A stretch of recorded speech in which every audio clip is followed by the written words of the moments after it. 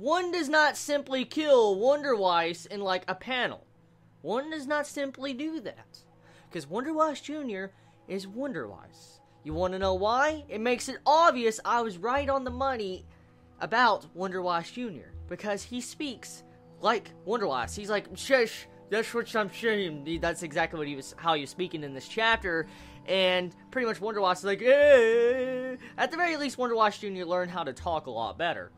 At the very least. I mean, at least learned some form of speech pattern. He graduated to kindergarten at the very least. Anyways, this chapter, for the most part, honestly, at a critical standpoint, it was half of the chapter was nostalgia. That's pretty much what the first half of this chapter was. It was nostalgia.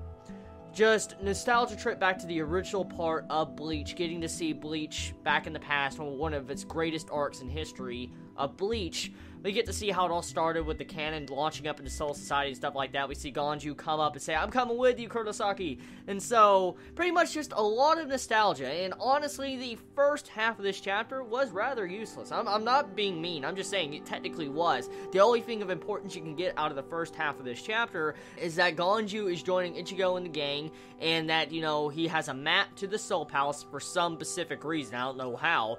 And, you know, he now realizes the risk of going to the Soul Palace because he realizes this is no longer a game. They're going to be strong enemies. So, maybe Ganju is going to die after this. He might die going there into the Soul Palace because he's not going to be just going to Soul Society this time. He's going to the fucking Soul Palace where Juhabak is at. So, I mean, we'll have to see. Either way, though, like I said, the first half of this chapter technically was just nothing but nostalgia. That's all it was. It was a flashback nostalgia to previous arcs.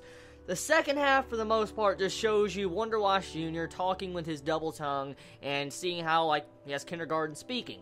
So, that's honestly all that happened in this chapter. Once again, Bleach has another slow chapter. I mean, honestly, I love Bleach. I love it a lot. It's a good series, and I don't see nothing wrong with this chapter. It's just, as always, there's barely any content. It's like going at a snail's pace. The pacing in Bleach is just so damn slow. It really is.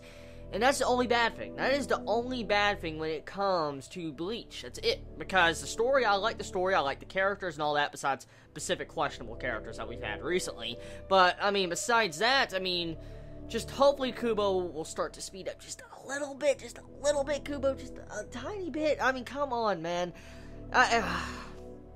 Overall, good chapter, I guess, for the most part. I mean, it was fun. It was interesting getting to see the different moves of the Shinjumaru, I think that's her name. She uses, you know, freaking like 1,000 hands, and she threaded this freaking clothing on Wonderweiss Jr. and caused the clothing to pierce and stab through him. So, let me know, do you think that Wonderweiss Jr. is dead? Let me know in the comments below on that. Do you feel like he's going to get up and start doing, like, I've graduated to middle school, I can speak now? I mean, do you think he's going to be able to do that? Let me know in the comments below. Love you all so much. You have a wonderful day or night wherever you live. Please be safe.